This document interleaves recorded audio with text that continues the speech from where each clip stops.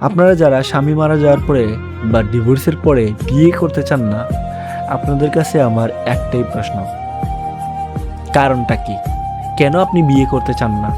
হয়তো আপনি আমাকে উত্তর দিবেন যে আমি বিয়ে করতে চান না, দুনিয়াতে সঠিক মানুষ নাই, বা ইমানদার পুরুষ নাই, বা হ্যান ত্যান কত কিছু অজুহাত দেখাবেন। কিন্তু এটা কি বাস্তব?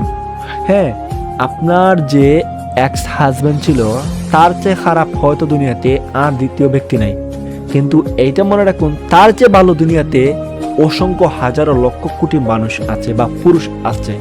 তাহলে কেন আপনি বিয়ে করবেন না? আপনি বলবেন যে আপনি কোনো দিন দেখেন নাই একজন ভালো পুরুষকে। তাহলে আপনার বাবা বা আপনার ভাই, তারা কি ভালো না? তারা কি আপনার আপনার বাবা কি আপনার মায়ের সাথে সারাটা জীবন থাকে নাই? তাহলে কি বলবেন? বিয়ে করুন, অজুহাত দেখানো বন্ধ করুন।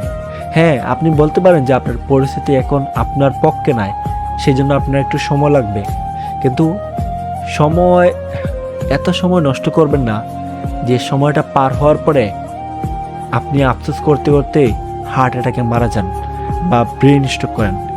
সেই জন্য অবশ্যই সময় থাকতে সময়কে মূল্যায়ন করুন, কারণ একবার সময় চলে গেলে আর কিন্তু ফিরত আসে না। আর বিশেষ করে মেয়েরা বা মহিলারা, তারা কিন্তু অল্পতেই বুড়ি হয়ে যায়। ওই যে বলে না, মুরব্বীরা আগে বলতো কুড়িতেই বুড়ি। পুরুষ মানুষ কিন্তু 70 বছর বয়সেও বুড়া না।